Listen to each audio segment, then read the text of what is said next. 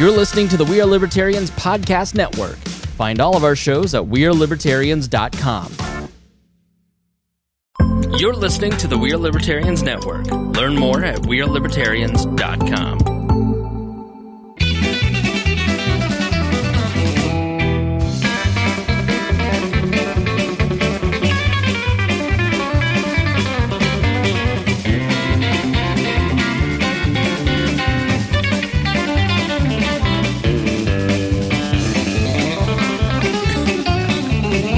What if you wound up being a libertarian? Welcome to welcome to the Boss Hog of Liberty podcast. This is episode number 136 of Indiana's favorite podcast, East Central Indiana's favorite podcast. Are we all of Indiana's favorite podcast? We'll find out. Don't know. The polling's not in. I don't know. We're going to declare it. I'm Jeremiah Morrell. Today I'm joined by co-host Dakota Davis, producer Chris Guffey, and a couple others. Today's episode features our very special guest, Mr. Mark Koger, who is the current city council president in Newcastle, Indiana. And then we also have... He made it pretty clear in the Patreon. That's not what defines him. Mr. President. El Presidente. Yeah. And then we also have Lisa Catron, who is running against Jeff Hancock for the Newcastle City Council.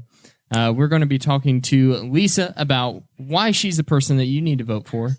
And we are also going to be talking to Mark about issues that the citizens of Newcastle has been facing and what the council thinks about those. As the president, he speaks for all of the council. Oh, not really. This show is about our lives in rural Indiana. We're here to push your boundaries and make you think as individuals. Sometimes we'll provoke you. Other times we'll make you laugh. If not, we'll make ourselves laugh. But hopefully, you'll always learn something new. We just wrapped up a really fun 25-minute Patreon segment for everybody that helps pay the bills around here. We do want to thank the super donors, the elite class of Patreon folks. Christy Avery of Fort Wayne, John Phillips of Andy Moore, Buick GMC, and Fishers, who was a hero to go to this week. Check the Patreon. And our favorite former prosecutor in Hawaii, Craig DaCosta. It's quite the crowd. Woo! Dakota, your beard is blending in with your shirt. With the dark lighting, I look at it on the screen, and you're just looking, you're almost missing. You don't even show up on camera tonight. Well, what are you trying to do? Trying to disappear? Are you going full Johnny Cash? Are you in mourning? I'm dressed like a flunky. Yeah. Well, you wonder why I always dress in black. Johnny Cash. Nice. He's trying. Mm-hmm. He's trying. All right, Lisa, what do you have for singing? Oh. No singing. Not much. Well, if you don't want to dress... have that song stuck in my head all night now. If you don't want to dress all in black... bright colors on my back. You've got... And white is my appearance. What, really? Or is this... I'm going to have it in my head now. We're paying these guys by the hour to be here, and you're serenading them with bad Johnny Cash. Yep, sorry. Bad versions of Johnny Cash. All right, so did you order your new shirt? Your new hoodie? You were talking about needing... you had a stain on the old one. I didn't order a new hoodie. Well, I ordered a new hoodie, but I didn't order that hoodie. It's a very long story that maybe it'll be on the Patreon side next week. Anyway, what he's talking about are the T-Chip stores that we have. If you want some Boss Hog of Liberty merchandise, you can find those at tchip.com/BHOL1, 2, or 3. Those are the places where you get our sweet, sweet merchandise made out of 100% pure alpaca fur from Wayne County, Indiana. And the logos are stitched on by hand by Cannon Koger, I believe, right? Yep. Young Cannon Koger. Knox does a good job of using his little tiny fingers to be able to tie the knots on the stitching needles. Yep. Yeah. Mm-hmm. They're well done. I did have a little complaint that they got it off center on mine, but for a 3-year-old, it's really not the worst work I've seen. So I can't complain too much. Yeah, well, that's the way the cookie crumbles sometimes, I guess. And it's not off center. It's supposed to be over your left chest. Do we have coffee cups available again? I heard a report that one of our listeners had a tragic cracking, breaking, shattering of a coffee cup that they had purchased. So they were asking, can I buy another one? And I said, I just don't know. We'll have to check with Dakota. If the Red Bubble store is still online, It still exists? If I'm not sure if it is or not, because we just went to selling apparel because that is what sold the best. Then I don't know. We'll have to check. All right. If not, maybe we'll put a special something out there somewhere. Does T-Chip offer cups, mugs, no, they're accessories? Strictly apparel. They're just apparel. Yeah.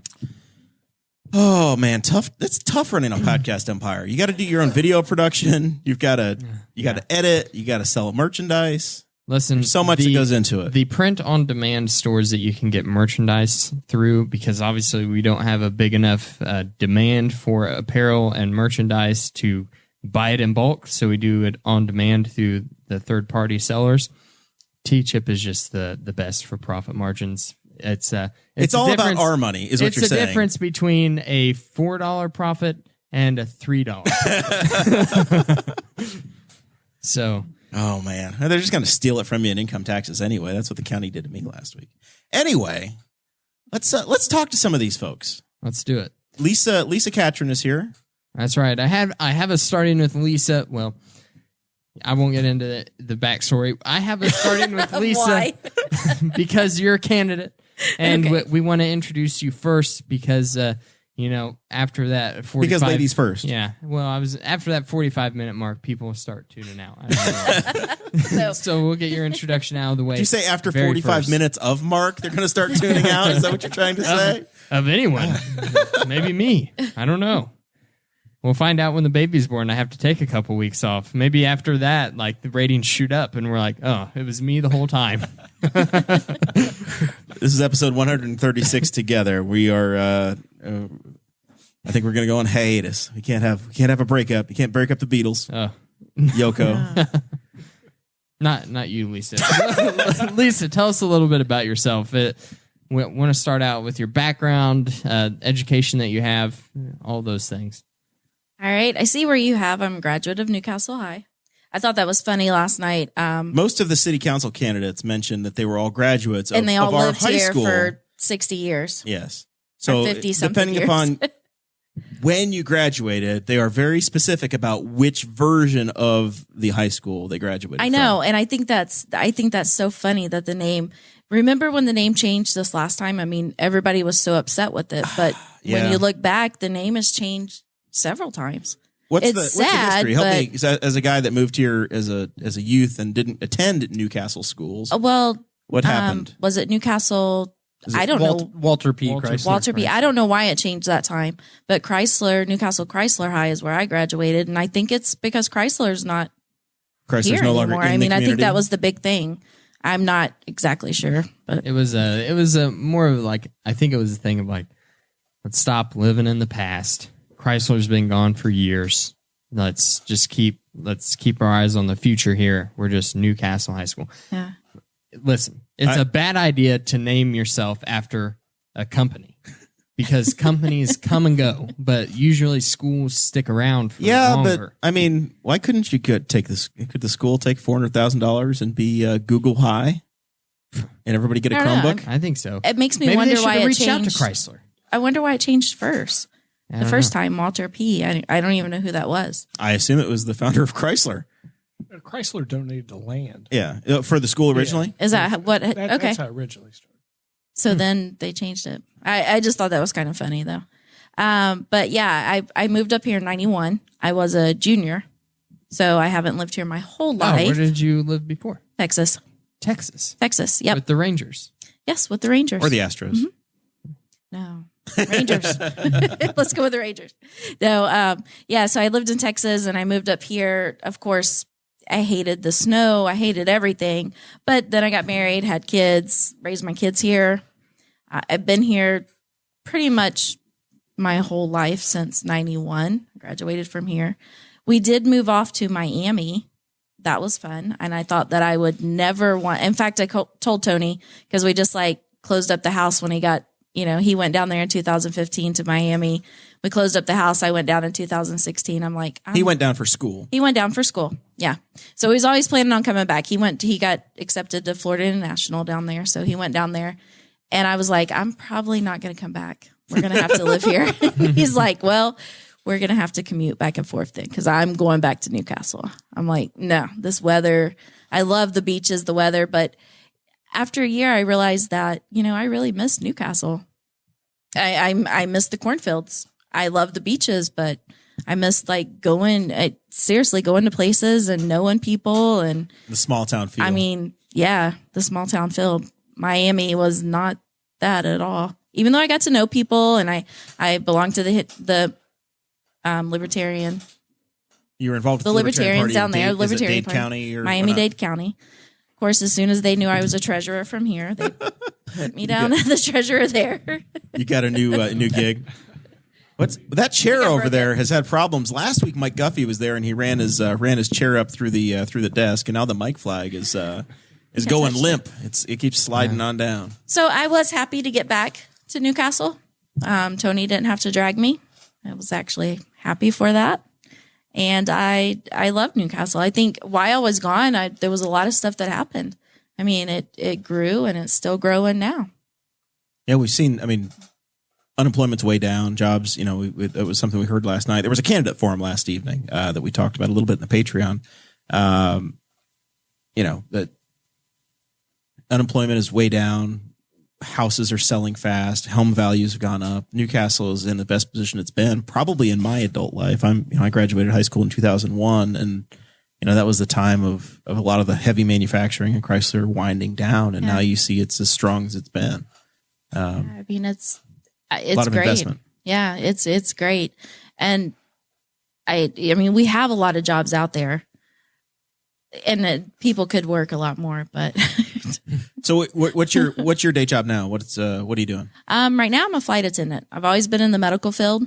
When we were in Miami, I decided I had a hard time getting a job in Miami because I'm not bilingual and they want your first language to be Spanish there. So it was really hard, but I did get on in a surgery center there. So I've always been in the medical field. And I decided I'm going to try something different. I need some free flight benefits. So I become a flight attendant. So that's what I'm doing right now. I've went on and I've got my bachelor's and I'm in the process of applying for physician assistant school. Hopefully next year I'll start that. So going to go back to the medical field. But you had some fun as a flight attendant. I keep trying to talk Sarah into it because I see you and Tony just get on a plane and go to Europe or Australia or whatever. We've been to Australia, Belize. Been a lot of different places and a lot of places in the U.S. We'd probably do more if I could talk. If Tony wasn't gone during the week. I've always like, okay, you got a 4-day weekend, baby. Let's go to Paris. He's like, no, I haven't been home all week. Let's go to Paris. It'll cost us $20. I know. I'm going to miss that. I miss the medical field though. I'm ready to get back into that. Do you have to fly in the rumble seat when you No. It is a joke. Yeah, I know. You have to jump in for emergency drink purchases. Yeah, just jump in. Do you ever get irritated by the flight attendants that are on there? You're like, oh, you're doing it wrong. No, Oh, no. I would. Do you hide the fact that you're a flight attendant? You just don't. Yes, I do because I do like to drink. Person. So when I get first class and you get the free drinks, then I make sure my badge is not around me when I'm flying for the fun of it. And I have had them cut me off after like 2 drinks, and I'm like, "Are you serious?" I'm like, "You're doing this all wrong." I would never cut anybody off. I'm like, and now you're cut. I had 2 mimosas, and you're going to cut me off? Really? It's a 4-hour flight. Exactly. I'm like, I know how to drink. We're only 15 minutes in. It's not like Indy to Chicago. We haven't even took off yet. That was my pre-drinks. But what is the longest flight you've done? Like as working? Working, yeah. It's all domestic, or it's all domestic. Well, I take that back. We do go to Canada and we go to some of the Caribbean islands.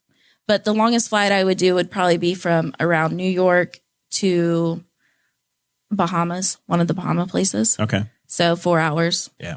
That's probably the longest I would do. Sarah and I flew directly from here to Oakland, and that was the longest flight I'd ever been How long on. was that? 4.5 hours. It was far. When we did Australia, Australia, flew to water. I mean, it was the end of the continent. It was, one to the it was other. all the way over there. When we did Australia, that was crazy long. That was the longest flight I have ever been on. 12 hours? It was 15. And we had to go to Los Angeles first. Yeah. When Danny my brother went to Sydney, Qantas is the airline that we went to flies Sydney. and he flew from Dallas. And at the time, that was the longest commercial flight in existence, and it was 17 hours. He flew nonstop from Dallas all the way to Sydney. Did he get first class? Was he with work? He was with work. He did not have first class, but he found out that on an international flight, drinking is free. Yes. He found that out at the end of the flight of that flight when he had like two, and they're like, there's no bill.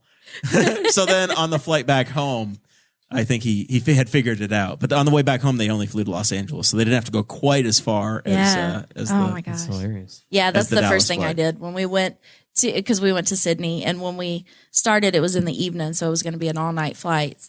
And so I'm like, I need 2 red wines, please, right away, and then 2 red wines and 2 red wines. So We didn't get first class either that way. We talked about you being very active in Miami-Dade County for the Libertarian Party there. Whenever you moved back to Newcastle, you immediately got more active in the Libertarian Party of Henry County, taking over the outreach, community outreach chairperson position.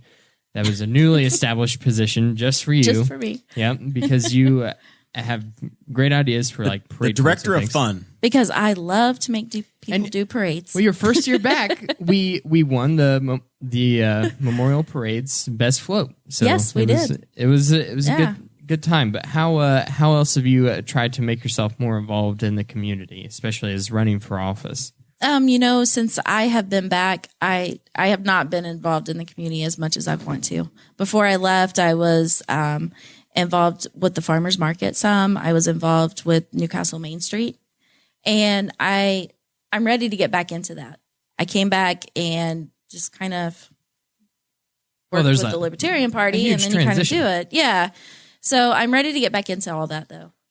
I enjoy being. And for those that are in the area, it's the first time that your name has appeared on a ballot like this, but you have run a few times as well. Yes, I've ran. Yeah, that's funny. So when I ran the first time, it was under Goldsberry, and then I went back to my maiden name, and it was under Crosby. And then I got married to Tony. You're killing the name ID, Lisa. And I was going to put all those on my sign, but that got really But expensive. then you realized they're going to charge you by the letter, and you said, no, we're just going to stick with with Catron. I'm just going to stick with Catron from now on. It's permanent. It's permanent. Permanent. But you have your signs. I've seen, there's a few of them around town. Yeah. They are bright pink. What's up with the Yes. pink colors? I love pink and I love flamingos, and anybody that knows me knows that that's my thing. That's how people know me. So I'm like, I'm not going to say boring, because Chris did his signs in blue and yellow, but boring blue. I want to stick Boring out. Chris Guffey. You're not supposed to attack members of your own Hey, party. I know. I feel You're love. starting to sound like this guy over here. Haven't said a word. He's just over there sitting In quiet. Chris's defense, he didn't pick out his colors. No, actually, That that's was his great. poor design team. My wonderful design team. I know. I think everybody was like, I think my design team was like, really? Pink? Really? You're going to make me work with that? I threw some Newcastle green in So there. green though. in there. No, I want them to stick out. I want my people to go by there like, oh, that must be Lisa. They're pink. If I could have made them shaped like a flamingo, I would have done that. Probably doable too. In the chat, You're, they're asking, is Lisa promising flamingos for everybody, or is this you have to Oh, wow. buy your own flamingos? You our have to own buy your Vermin own Supreme. flamingos. But you're going to allow flamingos in the city limits. I am. I'm going to allow you to put flamingos in your yard. Let's just get chickens first. All poultry. Flamingos are so much better, though. Come on. Just open the door to all poultry. I think that's a reasonable start to just a little bit more freedom. So Dakota still talks about chickens all the time. Absolutely. Anytime that we can try to defeat the tyranny of Newcastle city government, we will try. Have you got your chickens yet? Now that you're in. Don't He can't say it publicly. I have to get. Yeah, I can't. Well, I don't have the acreage that the county requires. The me to county have. says you I have to thought have you lived out in 5 the acres. country. The county says you have to have 5 acres for 5 such an acres. operation. Yeah. In theory. Yeah. Can you imagine how many criminals are out Darren there in the country? Jacobs walks past my house every day. I okay. can't afford the fines. For some reason, I fines, the thought arrests, you lived the out in the beatings, country and you the had a lot of brutality. acres. Yeah, it could be horrible. I have a baby on the way. I can't get kidnapped from a stranger with a gun that shows up at my house because I have chickens. Because you have some chickens. Because you're trying to provide for your family. All right. Well, we'll keep the conversation going, and we'll keep it very loose and have some fun. But we'll work Mark into the conversation here. Mark Koger, you are. We heard from you last night at the candidate forum. You're in your second decade on the city council. Yeah, starting second. Yep. But you're not a politician. Nope. I work for a living. Politicians don't work. What's the day job? What do you do? I'm working at Anderson Community Hospital, Okay. North Side. Been over there since May. Really enjoy it. So you no jobs for you in Henry County. You got to travel. You got to go all the way to Madison County. It worked out well. All right. So just like Lisa, you're in the medical. You've always been in the medical field. No, Or? I've been in the pharmacy technician for 25 years. 25 I was years. in law enforcement before that. Oh, okay. Well, that makes sense. Your son is a Newcastle police officer, correct? Yep, my son, he's been on 7 years, the police department here. He's married to Tricia, and they have a son, Larkin, who's 19 months now. And she also does my wife's hair. Awesome, yeah. So Plug for Tangle's hair, yes. So the Larkin name, is that baseball related? It's baseball related. Chase was born a Reds fan, of course. So, his favorite. Well, that's player, as long as I've known you. Your Facebook profile picture has been. Yeah, his favorite player is Barry Larkin, and he named it after Barry. Yep. All right. So there was a time 2 years ago where we joked on the show that I was going to run against you for city council. Thank God you moved out of town, or this could be awkward. Could be really awkward. It's never awkward. It could be me Family sitting on in this family. chair. It could be me sitting in this chair, and it would be it would be a sign of the times. But now you got to run against Darren Jacobs. I'm not in Spiceland city or town limits either, so okay. that's out of All the right. picture. The best shot I have is against Susan Hoon. Okay. You're in Susan's county council district. Yeah, I think. Pretty sure. Are you in the southern Maybe. or central commissioners district? I- Each of those are up for election as well That's true. next year. I got a baby coming next year. I'm not running for election. We're gonna get that out of the way right now. That's coming from higher up. I'm the highest it goes here in I've Henry seen County. people with babies run for election before. It's been done. I'm pretty sure Evan Bayh was governor with 2 infants. You can probably struggle through as in a county seat. Evan Bayh had much larger backing than what I would have. He had people there. I'm the guy that recruits people in Henry County to run for office, and I can tell you that there's not going to be the recruitment happening for me. You're from that that Koger power family in Henry County politics. Right. Yeah. They don't lose elections. Do I hyphenate my name just for the name ID? Dakota Koger Davis. Is Got that a good ring. Would What I color- be disgracing my family? What color were your signs, Mark? If he green wants to copy your stuff, like Green and white. green and white. Right. So you're like every other Newcastle candidate. It's like, I got to go green and white. Nope. I was the only one. There. You're the only one that did that? The only one. I was say I haven't seen that many green and white. Yeah. In the I have. county, in the county election last year, everybody in my race, everybody but me was green and white. Kennan's Yeah, signs that's were true. green and white. Pat Cronk's signs were green and white. And mine were yellow and yellow. We thought and we blue. were really giving you an edge by being different. We see how that turned out. Yeah, apparently I needed to do the green and white. That was the difference right there. Damn. Wish I had known. If Chris doesn't win and Lisa doesn't win, then it's time that you Green and white, it's baby. Green and time- white from now on. It's time that we find a different designer. I think. I That's the designed my difference. own. So Yeah. Well, I'm the one that did all three of these guys. also it comes back to you. Yeah, that's where that joke came from. So no, I'm not running against you, Mark. There's not even an election in your ward this No. year. Just marking the empty chair. It is. But competition's great. I mean, that's what it's about. And Daryl mentioned it last night. Just get out and vote, no matter what. I mean, Even if you don't have a race, just go. Just make them turn you away at the polls. Well, and Rex and I talked about it. I think Rex brought it up. Is if we don't vote for ourselves, do we still get in? So, that's kind of been the running joke with us. Is there's going to be nobody vote for the mayor or Yeah, at when- large. Or It is a very different cycle this time, where the only places that have elections are those that have a precinct. Right. Where so 60% of the city is voting and has something to vote for, Right. and it's going to be the smallest ballot you will ever encounter. You go into you have nothing to No, vote for. You nothing. have no election. You don't Nothing. need to go. They sent cards out and told us that. Yeah, but if you show up and you get your ballot, it's going to say, "Hey, pick a party." You're going to say if it's Chris's race with Jerry. Jerry, it's going to say, "Do you want to vote all Democrat or all Libertarian?" And then you go to the next page and it says, "Hey, do you want to vote for Jerry or do you want to vote for Chris?" Actually, And the election is over. That's it. if you skip past that straight ticket, you still get the error screen. Yeah, you say, "Oh, you forgot to vote straight ticket," and then you have Even so with you all get- the get help told, that we raised last year. you get told you made a mistake, Right. and then you have, and that's it. Guess we'll have So- to do it again this year. Absolutely, we should. You're right. That's So it's just be gonna expecting another angry letter. Now, I have a question that Jeremiah, I always go to you with my questions. So, because you know everything. What if somebody wanted to write in? Like, why didn't they put all the other things on? Write-in ballots are no longer. You can write it in, but it doesn't count They won't count it Oh, okay. June 31st. unless you June have 31st. an Okay. official declared write-in candidate. You can write whatever the hell you want to in there, and it's just going to be an undervote. It's not okay. It's not going to go anywhere. That makes Lisa, sense. we asked the same thing. all right. Yep. Great question. Yeah, that's just the way Indiana election law works. Somebody asked me Should that be a the other NOTA day, choice on there. and I was like, I don't know why. I agree.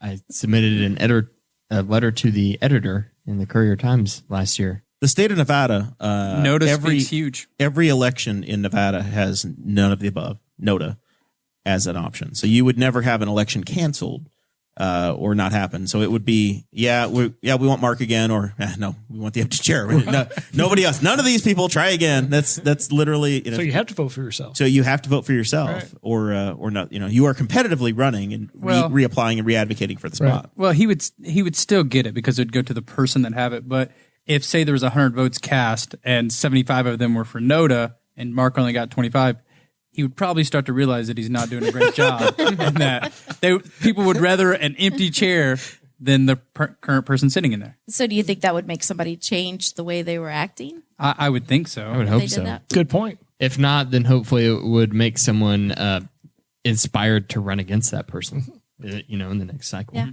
Mark, what do you think is the reason for the limited? I know last night there were actually folks that were saying, "Hey, I'm really happy we have this many candidates running." But what do you attribute the lack of interest in running? Is it because the work is hard because you actually have to work when you get elected, or running for office is intimidating? What do you think is keeping people from throwing their name in their hat? I think people just don't want to get involved in They had the politics. And again, we're not politicians. I'm your neighbor. I'm going to help you. You call me with a problem. I hope to know the right person to call to try to get your situation taken care of.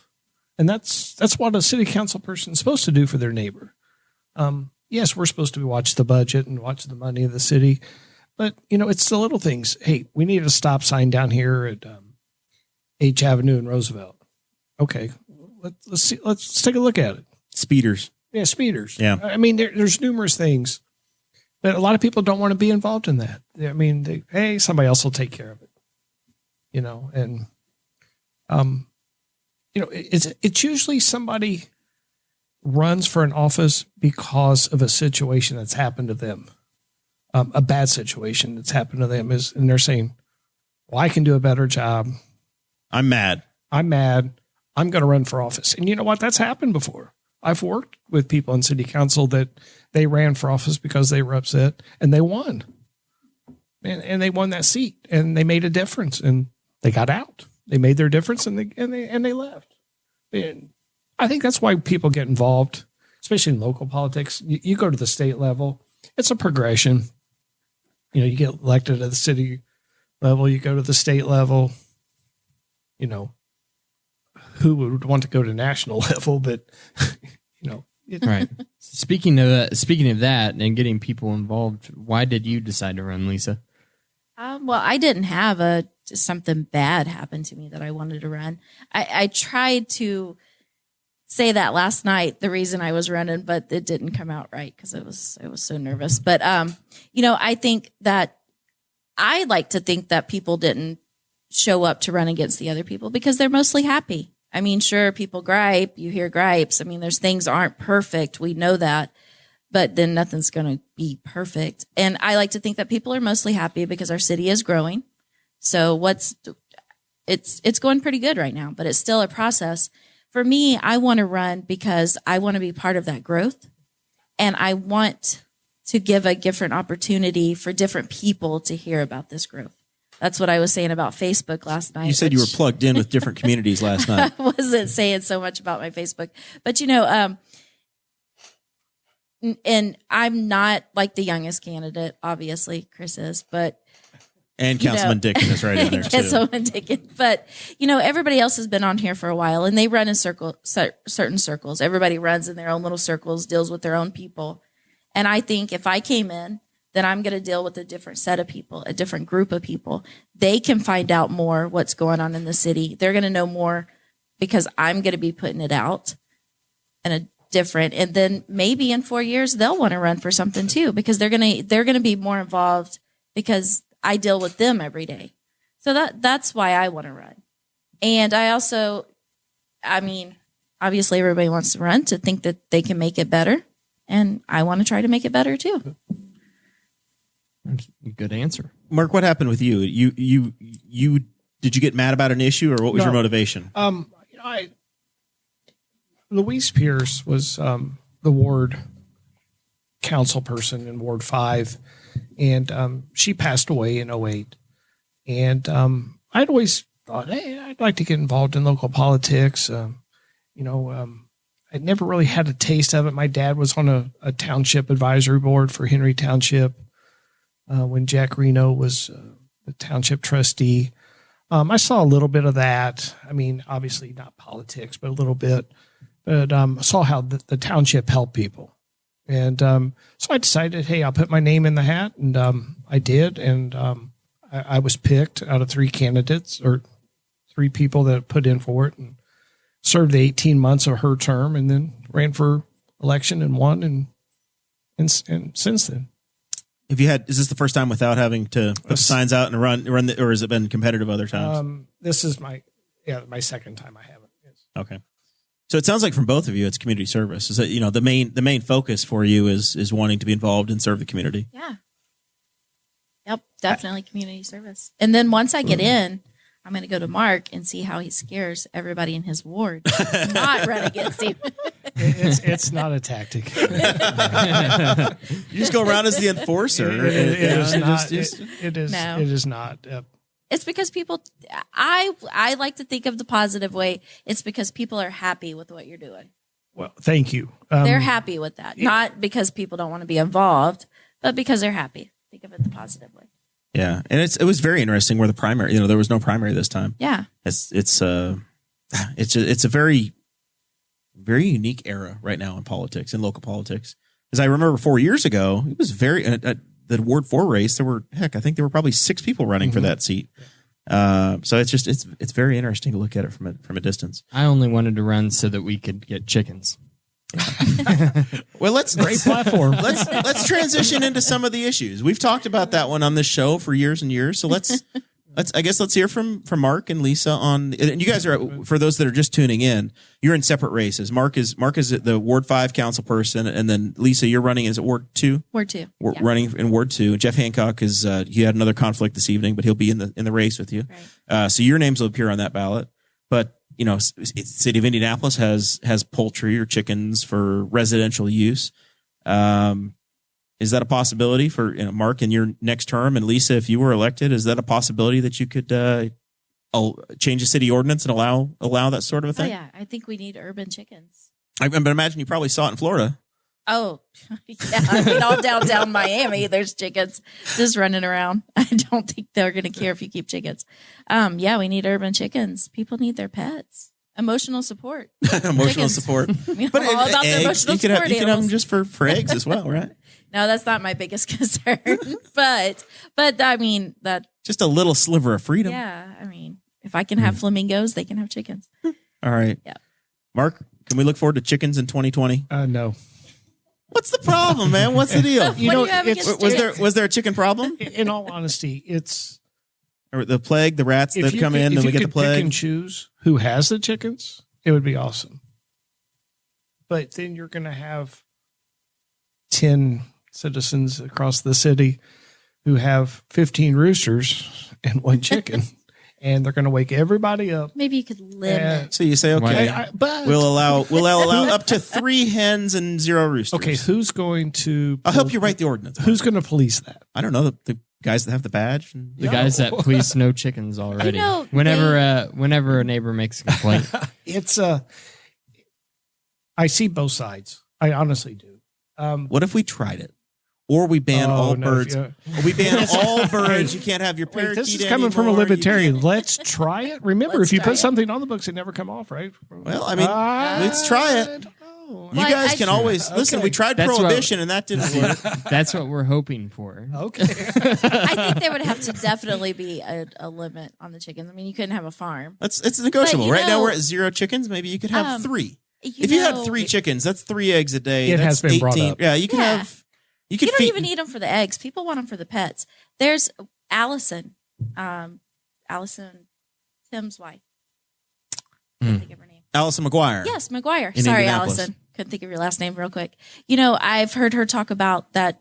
There's urban chickens, and she does the pet sitting business, and she has that. She goes to people's house to take care of them during the day, just They're in like you would Indianapolis. dogs. Wow. Jobs.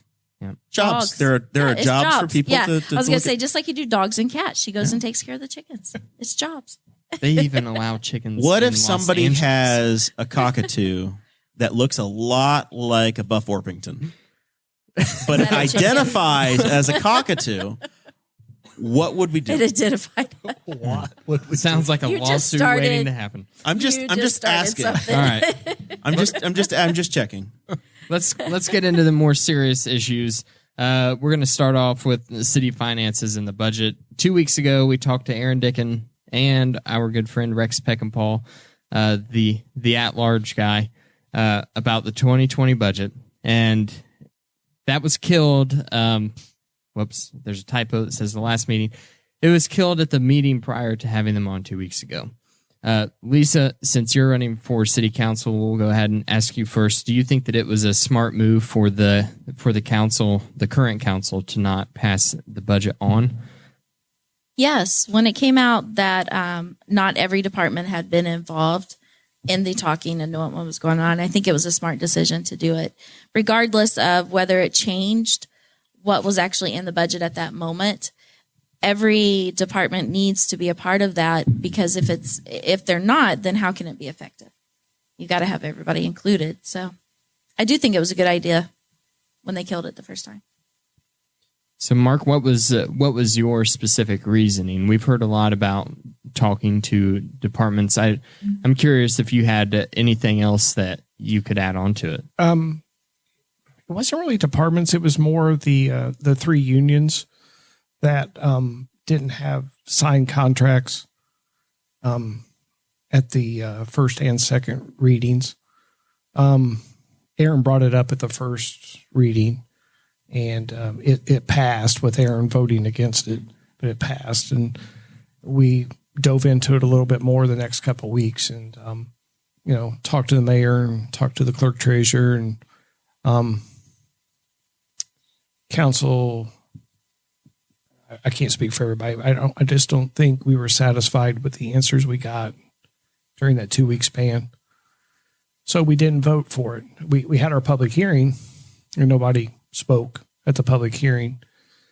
And then, a couple meetings happened, and we got some things resolved, and some money moved, to different departments, dedicated to other departments, and the contracts were signed with the 3 unions, and probably not what they wanted, but it's, with our budget being cut again by the state, it was just hard for the administration to give raises this year, or, but it's something that they're going to look for, for next year. You said money was moved. You were able to move money back into some of those funds. They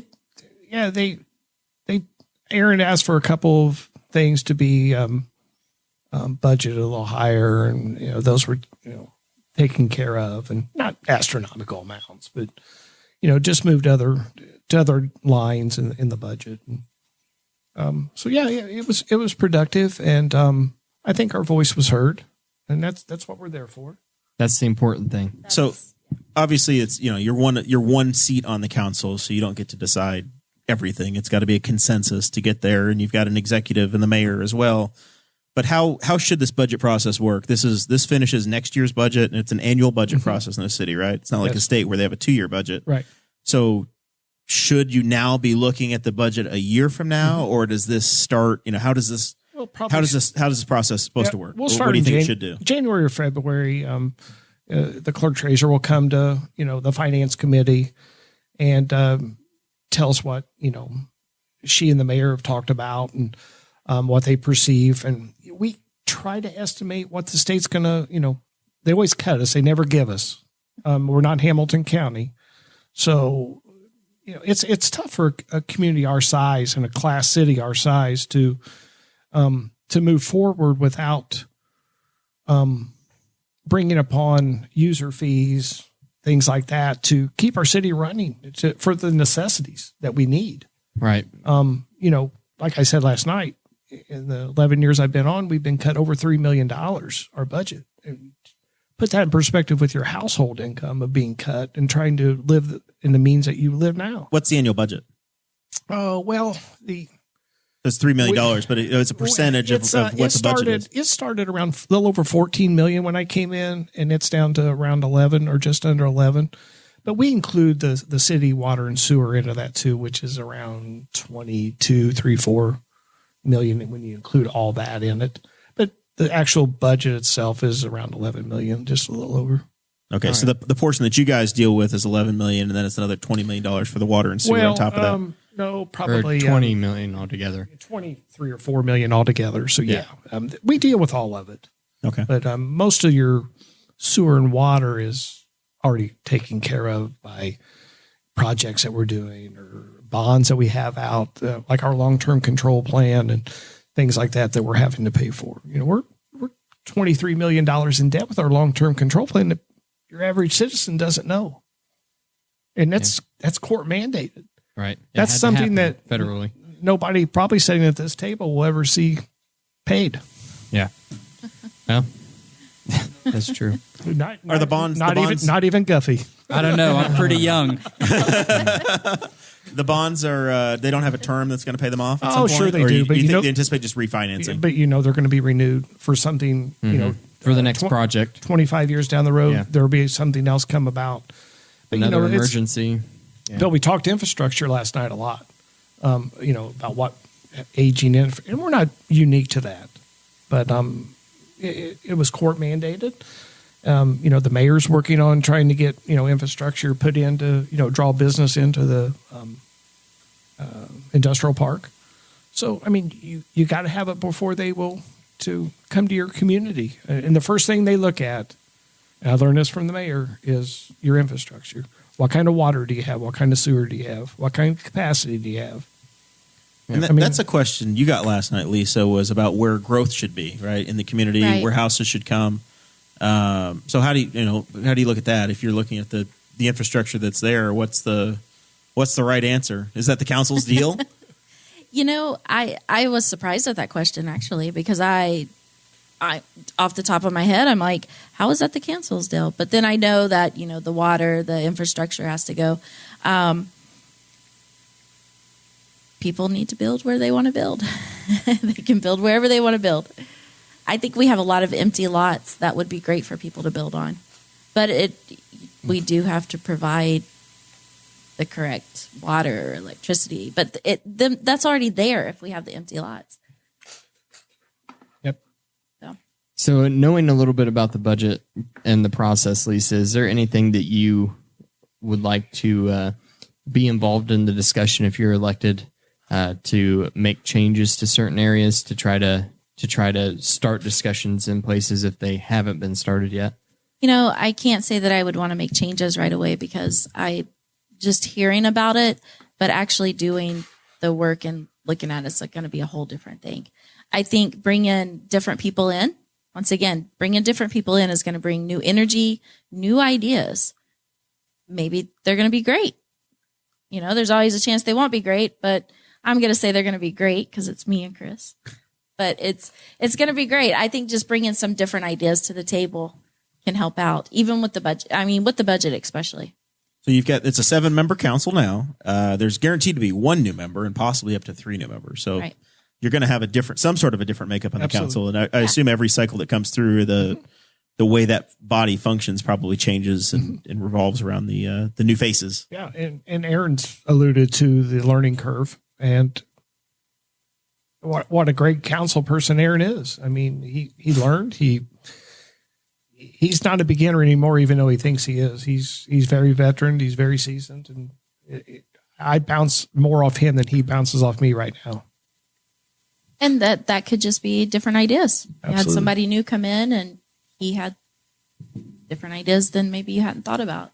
Yep. I think that's important, even if it's just one new council member coming in. So let's talk about an issue that was very, very big in the summer, and that was dealing with the Castle Theater and possibly the city getting involved at one level or another with the ownership of that.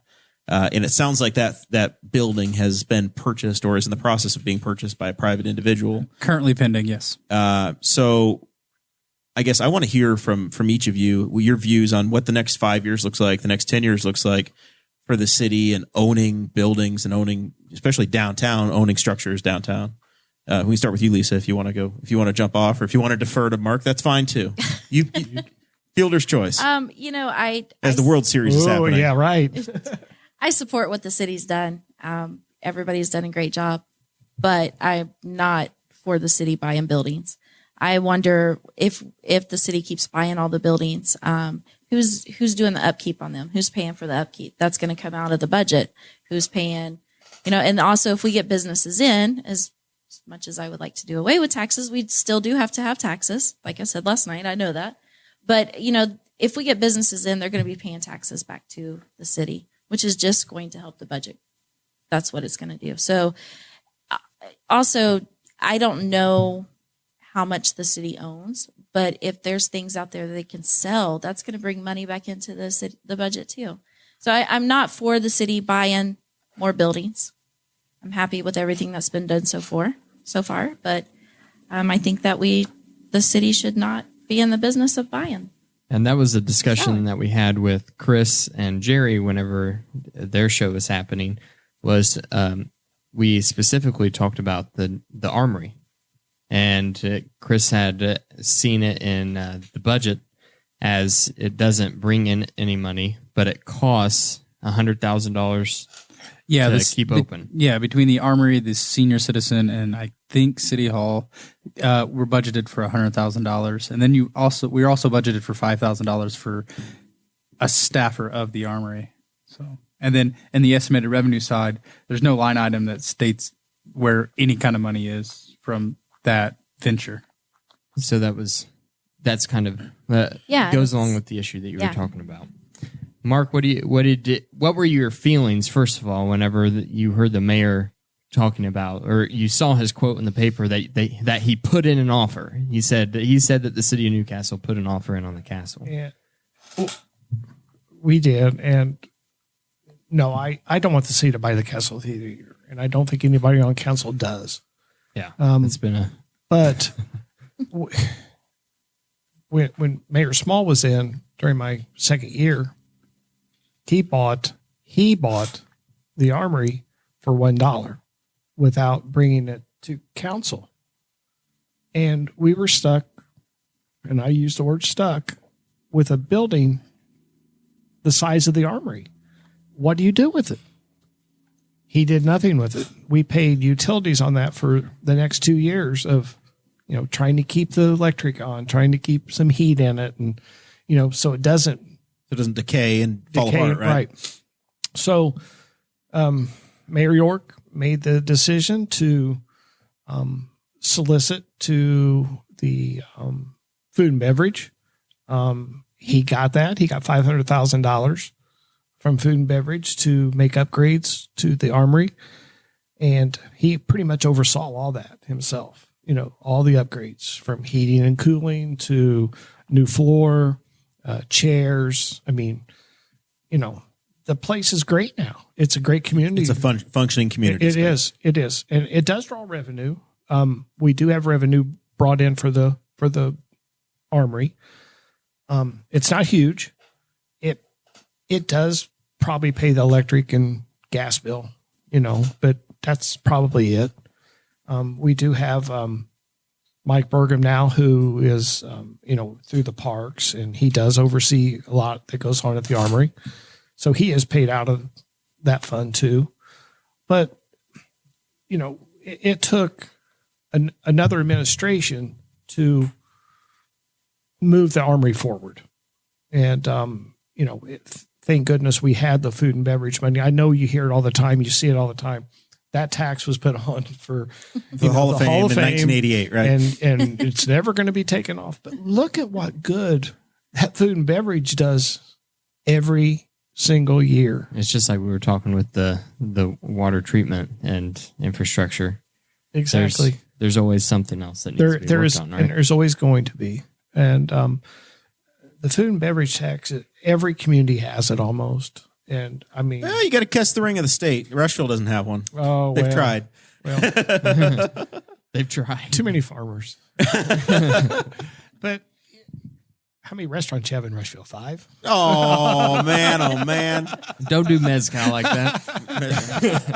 It's a great place. Mezcal, El Reparo, Stags. There's lots of good restaurants in Rushville. But Don't it's pick on Little my Caesars, the top of the line. right. Pizza Hut. There's a Pizza King. The mayor's family has a Pizza King down there. There's lots in the Elks Club. There's lots of good restaurants. I've been to a lot of places. Twisted Sister, the bar down there. I think anyway. Does Kevin Green still? Kevin lives in Rushville. Okay. He's employed at the Greensburg paper. Greensburg paper. But yeah, he's a Rushville guy. Okay, I thought absolutely. So. Yeah. He DJs down there though. You can catch him. Absolutely. Mess with the turntables. Gotcha. So the Elks Club. 5-10 years from now, do you think the armory still should be the city's? Oh, absolutely. It's never going to leave us. It's ours. We got it. We got the hand we were dealt. And again, I think Mayor York's done a great job with what we've got and what we have and where we're at. I mean, my daughter had her wedding reception there last December. It was absolutely beautiful. Great venue. Yeah, it needs some upgrades. I mean, we made it, as much as ADA accessible as we could. But yeah, the bathrooms still need to be redone, things like that. But there's a lot of mortar in that place. Yeah. So you've got that, the Mariana building downtown. Yes. The city has accumulated some of these. Yep. But you think that's it? That's the last of the city buildings you need to have? We have the old REMC that we're in the process now of we're going to put our police department down there, which they'll be behind a fence, which what they need to be behind.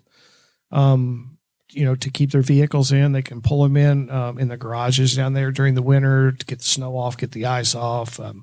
Our emergency service ambulances will be down there right on Broad. Emergency services building. I mean, they're already using it as a educational center down there right now. I know Josh is doing a lot. Josh Russell's doing a lot down there with that.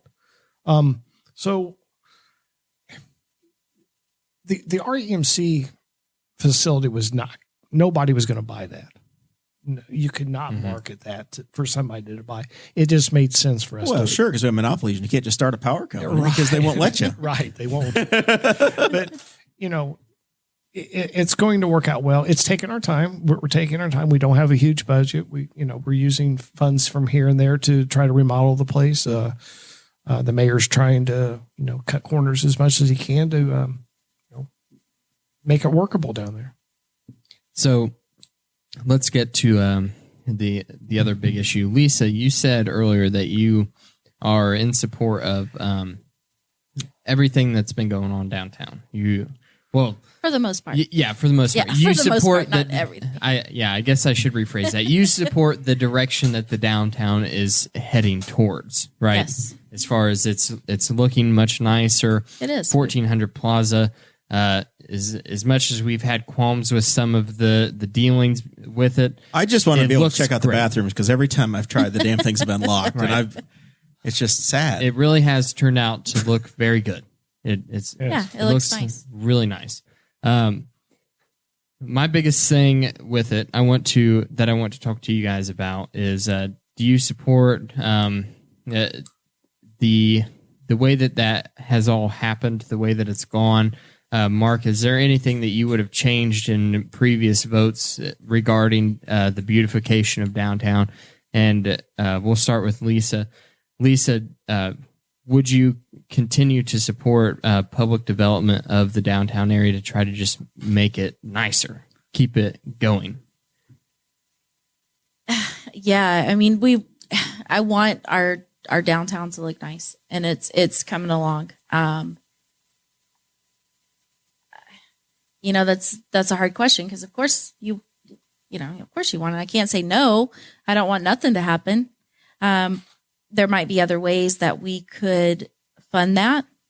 Maybe not just from the budget. Maybe there could be other talk going on with it. Other private investors or private folks that want to chip in and work towards a downtown beautification. Right. Our downtown is looking great, and I am for it to keep looking great, but more private investors would be good. What do you think, Mark? 1400 Plaza is awesome. I mean, did we want to see the buildings gone? No. But, you have some great investors downtown right now that are trying to rehab buildings. We're setting in one. Right. What Mike and Scott and guys and families like them are doing is just wonderful. But when you start using TIF money, that's out of council control. So that goes to RDC. Yes, I don't sit on RDC. I have Sandy York Bertram that sits on RDC for the city council. That's an appointment you get to make. It's an appointment I make. I either sit on it or make the appointment. So they deal with a lot of TIF money. RDC does. But it's a great board. It's a great organization. They do a lot of good. I mean, I sit in a lot of RDC meetings where, Aaron Dickin and Corey Murphy argued for more green space out loud a lot. And that's why, the mayor made the comment last council meeting that with Aaron Dickin and Corey Murphy stand up, and there are 2 mowers down at the new plaza next spring. Yeah, what happens with that grass gets over 8 inches? Well, they won't, because Corey and Aaron's going to take care of it. But, what a great corner. And I read a thing on Facebook today. I can't remember whose page it was on, but it had something to do with Richmond of somebody that's running for council that said Newcastle, I don't know, couldn't compete with what Richmond's doing or did downtown. And probably 15 people responded back from Richmond area that said they drive through Newcastle and what progress they're making downtown. And I know there's more to Newcastle than downtown, and I hear that all the time, and you would too if you get on council, is don't worry about downtown. There's other parts of Newcastle you need to worry about. And that's just it. Sometimes we get too focused, on a 3 or 4 block radius that, we forget about.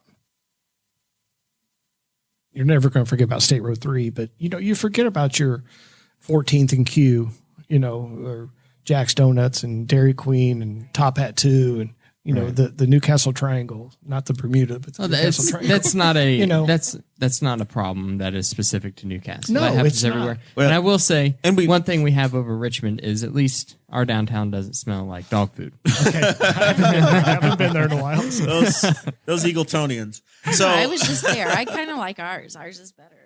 There has been a lot of progress as well this year with street paving. The main streets in town, the busiest roads in town, have actually seen some. Well, we got some paving dollars. We finally got the community crossing grant. And I say finally. We missed out the year before, and we set that money back. When I say we, the city, and that's part of the finance committee and the whole council is, trying to match that. And that's that's things that we try to foresee. We don't know when a grant like that's going to come up, but you can't let something like that pass you by. Right. And you can see it of how Absolutely. it didn't pass us by. And I'll tell you, an unsung hero in this city is Dave Barker. I mean, he knows everything that's going on around our city, and he saves so much money on these infrastructure projects that people don't know. They don't. Hundreds of thousands of dollars on projects with his construction knowledge of what he saves us. He knows what something's supposed to cost. And it's great to have somebody like that with his construction background of going to bat for us. Is that how our bathroom on 1400 Plaza dropped by 300%? Absolutely. And that was, I know the mayor talked about that quite a bit at meetings, but that's something that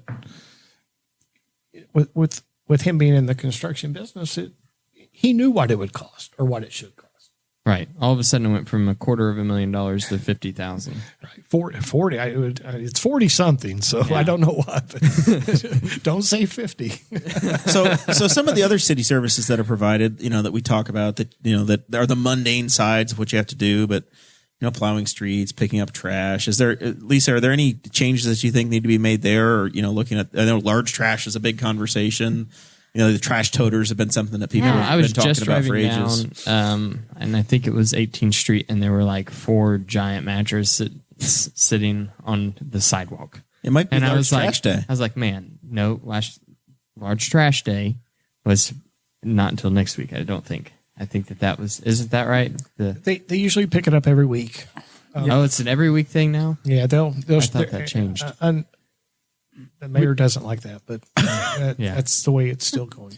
Yeah, Okay. I believe they pick it up the same day that you regular trash. I gets thought it picked was up. a compromise. I thought there was a compromise of once a month, the first trash week of the We month. talked about a few things, and I've talked about trash more on the city council than I've talked about anything. But getting back to that, a user fee back in 2010 was our trash fee.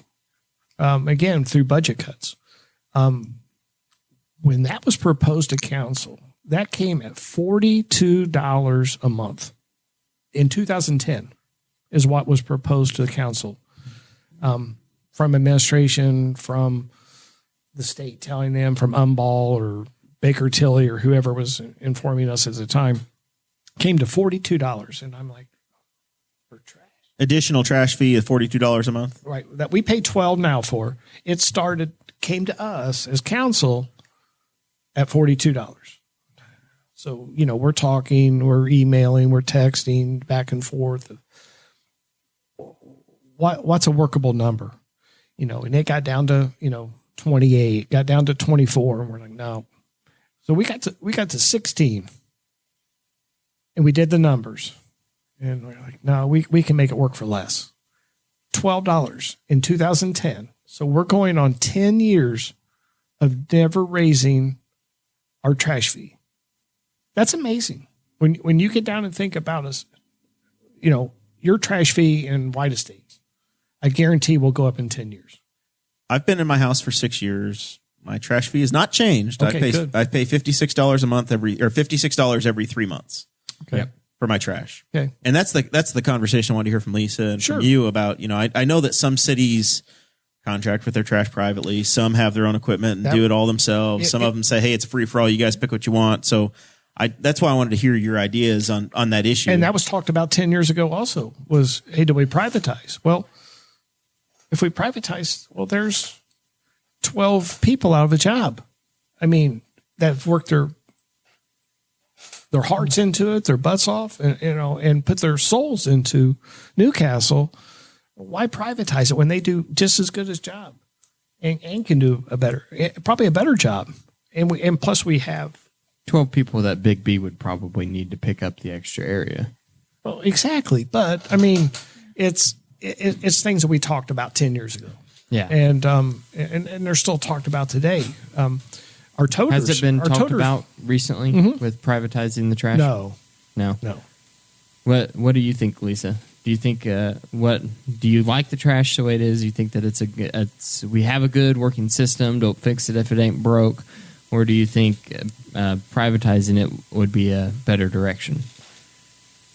After listening to the podcast last week, I had to ask Tony, have we ever had any problems with our trash? Because I'm like, everybody talks about their toters. He's like, I don't know. I've never asked for another one. He's like, we have a broken lid, but it still works. So do I. I mean, we don't. He's like, I never asked for one.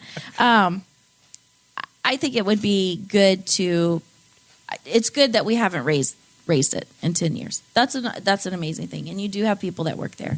But as with everything, I think it would be nice to have for the people to have an option. I mean, most people would probably choose to keep it this way. But if we privatized it and we could save money, then that would, for the citizens, then that would be good too. There's almost like 3 different ways you could look at it. You could say, okay, everybody gets trash service, and it's going to be, you could have a private company that does it, and no matter who you are, you're going to get a trash toter, and it's going to be picked up, and it's included, right? That could be an option. Or you could say, we're not providing it at all, and you guys have to do it. But then the risk that you have, and I'm sure this is what Mark's going to tell us, is, well, what about the guy that's not going to pay for his trash and it's going to sit out there on the street, right? And it's going to be a public health issue. And that's our fear. And that's the concern that you have, is it's going to pile up. Some people are going to take care of it, and it's going to be fine. Because my neighborhood, White Estates, reasonable homes that everybody gets their trash picked up, and we have 3 different trash companies that pick up trash over there. But there are concerns that there are some folks that just say, the hell with it, I'm going to burn my trash, or I'm not going to do anything with my trash, or whatever is going to happen. So I think that's why these elections are important, so that you have these conversations out loud and in public, so that people can hear the ideas. And then, hey, if we decide, we really like having city trash service, but man, we kind of need to get new cans or upgrade them, and maybe we need some new lids, and maybe we need to say, hey, it does need to go to $16 a month. But this is the time that I feel like some of these issues should be happening in the community, having those conversations. We've talked about, and I think we're not too far away, is instituting what we call a toter fee, a very small amount. But that money would go directly towards buying toters for when Lisa calls in and says, hey, my lid's broke. I have raccoons getting my trash. Okay, yeah, what's your address? We'll send you a new toter out. They have one. They have them on hand. So that, yes. Like whenever I had an issue with the wheel flying off of mine from Big B, whenever I called them and said I need a new trash toter, and then the next week when they picked up my trash, they had one. And absolutely. Then they replaced it. And that's the way it should be. Right. It's a service. For the record, if I wanted to go on Amazon.com and buy my own damn trash toter right now, it's $96. I could buy one. I could buy a Rubbermaid commercial 50-gallon for $90. Okay, no, I said 96, pretty close. I could get a Plastipiece for that looks 31. Exactly like the ones that Big B has, and they're 112. 112 for a 64-gallon. So I mean, the wheels fall off of those. So. Right. So my parents have a toter, and it looks brand new, and it's been there 10 years. So it depends on how rough you are. They use it every week. So I mean, yeah, they take it inside. They wash it and they wax it. I mean, we have a broken lid, but it's not that big of a deal. It still fits on there. That was a shock to me that people have had so many problems with their toters. I was like, what?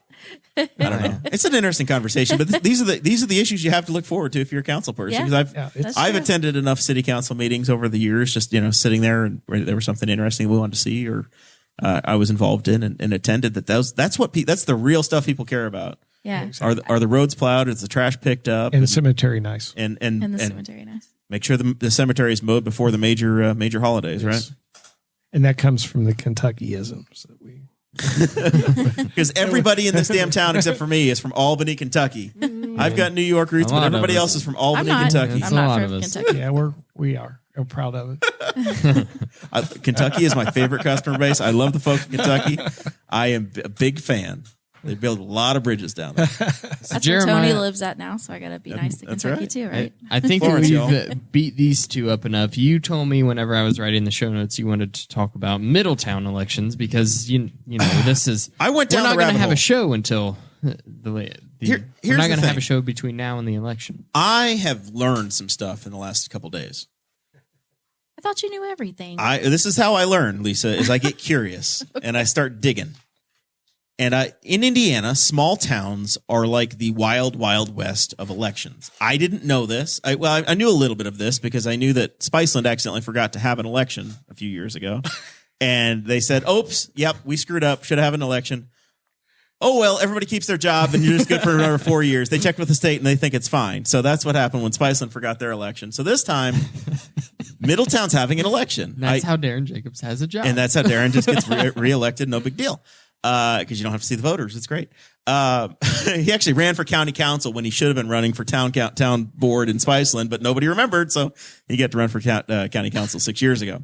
So and he was chairman. And he was the Democrat chairman. Yeah. It's a honest mistake. So I noticed in the Courier-Times that I saw candidate surveys were in the paper for the Middletown election. And I said, well, we cover elections in this county, in this community.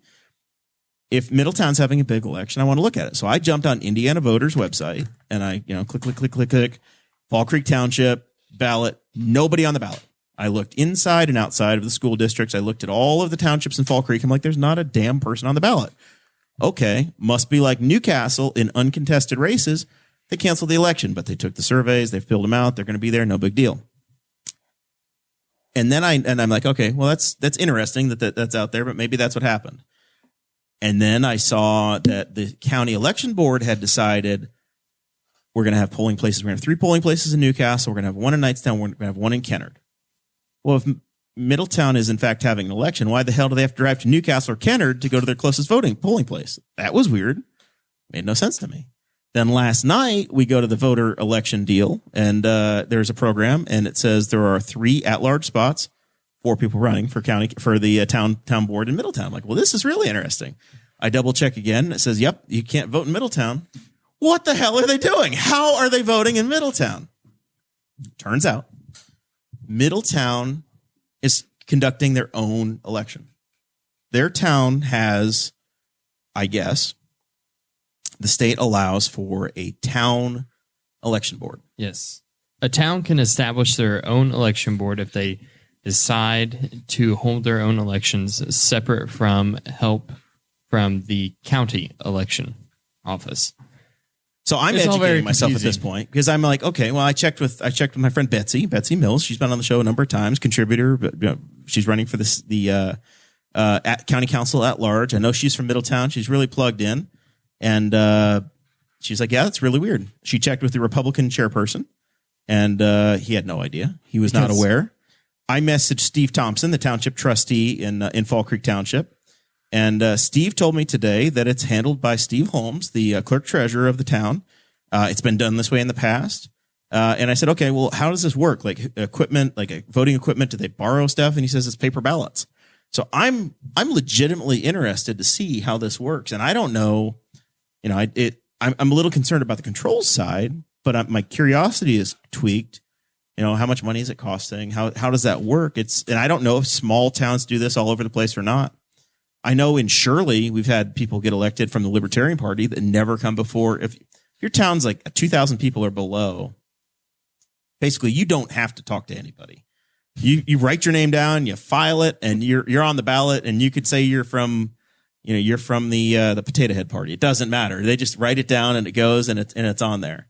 And you don't have to get authorized by a county party, a state party, a national party. None of that happens. So small town elections in Indiana, very, very interesting.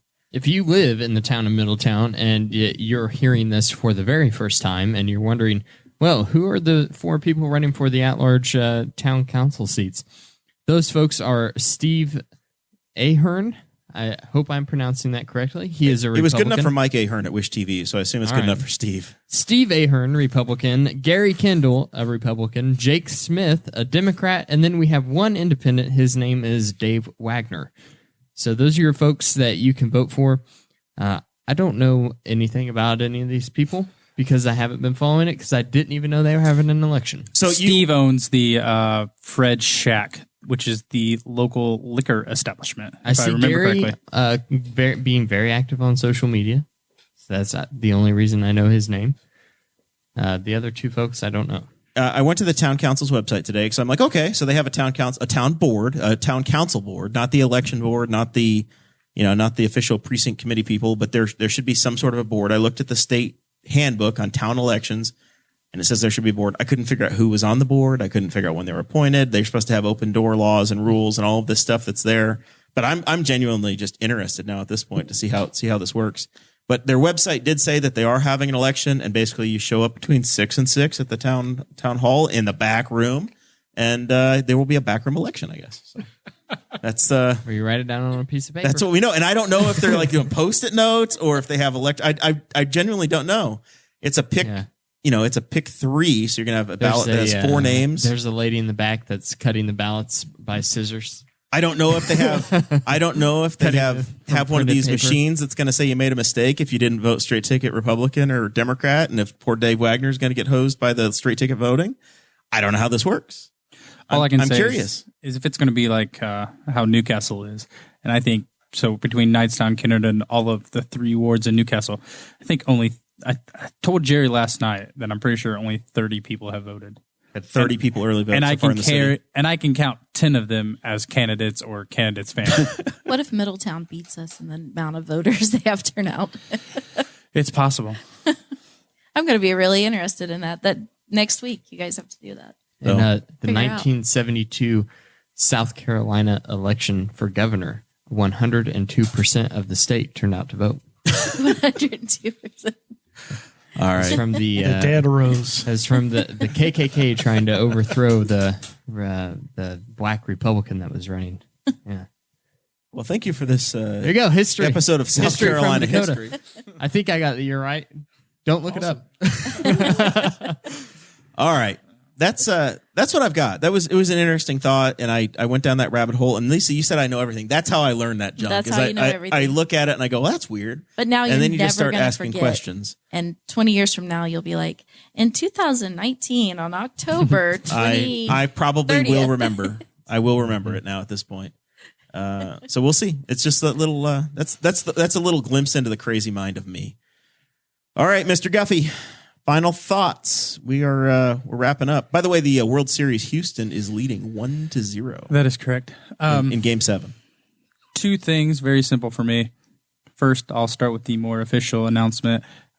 Saturday, I will be walking. It was rescheduled from last Saturday, 8:30 here at 1102 Race Street here in Newcastle. If you want to meet, I'll bring donuts and we can have fun walking, talking, be jovial about it. Because it might be a little cold, guys. It's going to be great. It's November. I'm going to be walking fast. Number 2, the less serious, for some people, at I believe it was the 3rd or 4th game in the World Series, there was 2 models behind home plate that straight up flashed everybody. Julia Rose. Yes, Julia Rose. There were one. 3 models. Only 2 of them made the flashing program. room. And as we discussed They were very talented young ladies. As we discussed in the chat, that's probably the first time some 8-year-olds have seen some boobies.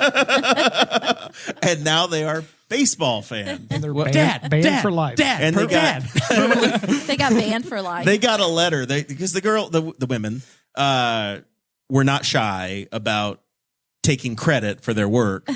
And they were from verified Twitter accounts. I didn't know who they were, but later, upon further investigation, And they because were sometimes I models. get curious about these things. It was basically a publicity Especially stunt when for there's them. boobies. They had purchased tickets that were right there where the Marlins guy sits all the time in the shot. So when you're looking from the pitcher back to home plate, these girls were there, There and they are. they did their thing, and they got Twitter famous. And probably by midnight, they had a letter from Major League Baseball explaining that they were never allowed back. I don't to even a think it Major took League them that Baseball long. game again. You can't police that though. By Oh, name. man. Wow. Be hard. Yeah, it's but everybody got their press. Baseball got to publicly condemn it, and the girls got famous. I read somewhere that it was to raise awareness for breast cancer, which makes me wonder what we're supposed to do to raise money for prostate cancer. Oh, no. Does that have its own month? What is that? What sports are going November. on then? November? Yeah, All right. So it's football. I guess. that's true. Any, You have any anything else football from you, tickets? producer Chris? That's all I got. Mark? Nothing. Thank you for the invite. Chris, thank you. No problem, sir. You guys, Lisa, best of luck. again, it's about candidates. It's about competition. It's about giving the voters a choice. Right. And Dakota, funds with me about running against me. I would have wanted nothing more than Dakota. Well, all of Newcastle suffered when Dakota moved to Spiceland. Exactly. And, it's, I think, in all honesty, and I think Chris will attest to this, that him and Jerry have become friends through this. And it's disgusting, really. But in all honesty, Chris has opened council's eyes on a couple of things, issues. And that's what it's about, bringing an issue. Right. Just because somebody's been on for 11 or 12 years or, a mayor's set for 8 doesn't mean that they cannot learn something. Everybody can learn something from somebody. And as you have new generations come along, like Aaron or Chris or others, they're plugged into, and what Lisa's talked about, they're plugged into other communities. And now you're starting to hear a voice from other people that may not be represented in the conversation yet. And younger people that are in tune, that know what's going on, they know the issues. And there's nobody better than Dakota, Jeremiah, and Chris to do that. I mean, that's why I'm here. It's not because they're libertarians and I'm a Democrat. I care less. I mean, these are good guys. They're bringing stuff to our community that needs to be talked about, and we appreciate it. Well, we appreciate you joining us. All right, Lisa, what do you got for us? How do we follow you? Social media, all that stuff, and what events you got going on? You're looking for walkers. Yeah, looking for walkers. If anybody wants to help me this weekend, just give me a shout out. I don't know exactly what time, so we'll make a time with anybody else. Hit her on the DMs and work it out. You can Lisa Catron for City Council on Facebook. If you just want to find me, myself, it's just Lisa Jo Crosby Catron. All them other names. We'll have you tagged on the Facebook page. So if you go to the Boss Hog Facebook page, you can track Lisa down over there. I'm excited to be running. Once again, I'm impressed with our council. I don't have anything bad I want to say about anybody. I mean, everybody's done a great job. I just would like to get a chance to get in there and grow with the city and have more people know what's going on. I do want to give a shout out to my son so everybody can follow him, because Alec is Walking America. If you're on my Facebook or Instagram, I'm sure you've seen me post about my son. He's, went to Hawaii twice this year, backpacked. And then he started in Key West, and he's working north. He's in Texas. Oh, okay. Yeah, no, he's in Texas. He's working to You have to work north from Key West, and then you hung left. Yeah, he worked north. Yeah, he hung left. But if you want to follow him on Instagram, it's __ Alexander, ALECZANDER, and then the _ again. Very I just cool. like to. So is he going to get to the Pacific? How far is he going to go? His ultimate goal is to go to Alaska. He's not sure yet if he's going to walk across Canada or fly from Washington State, but that's his ultimate goal. Why not swim? Yeah, I should tell him that because it'd be cool. Does he have his passport yet? Is he ready? No, he doesn't have his passport, but he's got probably another year before he even gets that far. Before he walks that far. I mean, he's got to winterize somewhere. I think he's going to do it in San Antonio right now. It's amazing how nice people are. I don't know if you guys follow him on Instagram, but yeah, I do. I follow him, but I'm never on there. Yeah, it's amazing how nice people are. He just spent like 3 days with some people in Texas that he just met, which scares me to death. But they were really good people. But he's getting some life experiences. He is getting some life experiences, and he's going to keep getting them. And he's actually got a stripper, a midget stripper. I saw that one. I know that's so funny, but she's like. She go to baseball games? She's like a really big deal, like she travels all over the U.S. to these different clubs. She's the one that goes to Fort Wayne all the time. Oh, yeah. Does she wrestle? No, I don't think she does. She might up on this, but like Rex probably knows her. But like she's like a big deal, and she's wanting to sponsor him.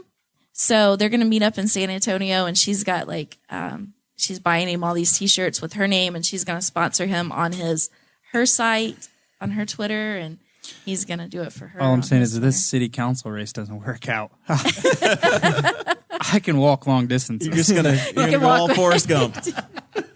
Yep. Yeah, go with Alec. He's probably made more money than I have in the past few months, and he doesn't even beg for it. So it's crazy. People are nice, but yeah, look him up on Instagram. Well, very good. Thank you, Lisa, for being with us tonight and running. If it wasn't for you and Chris, there may not have been a city election at all this year.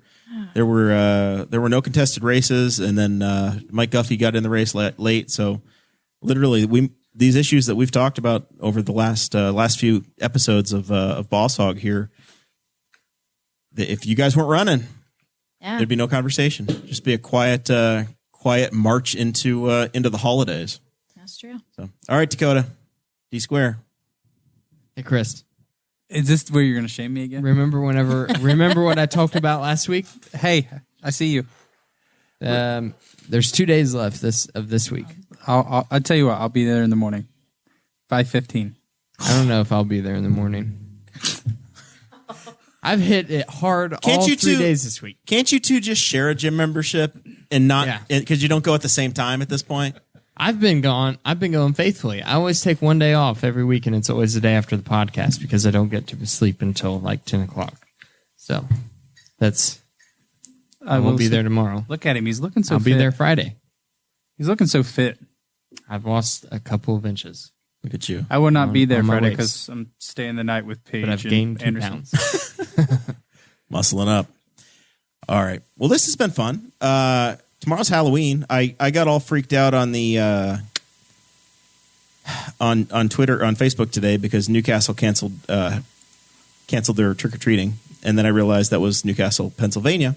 Oh. So I understand trick or treating is happening. So I will be turning the lights off at my house tomorrow and going down to Rush County and doing some stuff with the Newcastle, Wyoming FFA and a chapter from Arizona. They're in the state with the FFA National Convention, and my family, my sister is hosting them. They're touring like 3 different ag spots in Rush County, and then they're hosting a big dinner. And I have family members from both of those FFA chapters, so that's awesome. going to be kind of cool. I'm going to see my cousins' kids, my much older cousins who have these the teenage kids who are probably way more successful than me already. FFA kids are just incredible. They're at a level you've just unbelievable. FFA kid at one time. And look at you now. I did soil judging. Did soil judging? Oh yeah. I liked the soil judging because I got to carry a pocket knife.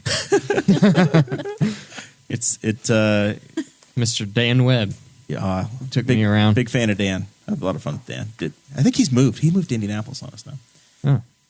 Anyway, that's my story. I think we're gonna have a show on Thursday. We haven't talked about it amongst ourselves, but I'm pretty sure Thursday of next week, following the election. The election's Tuesday. Tomorrow. Not tomorrow. No, no. Tomorrow. This is the first I'm hearing of this. Tomorrow's trick or treating. So a week from tomorrow is the next one. So with that, we thank everybody very much, and go Expos. Thank you for listening to the Boss Hog of Liberty, which is part of the We Are Libertarians Network. I am Chris Spangle, and I am the founder of this network, and I invite you to listen to all of our shows, which you can find at WeAreLibertarians.com or by searching for these in your podcatcher. The flagship show is the We Are Libertarians podcast, where we apply libertarian principles to current events. The Brian Nichols Show is a conversation amongst Republicans, Democrats, Libertarians, Independents, as they talk about what is happening in the news.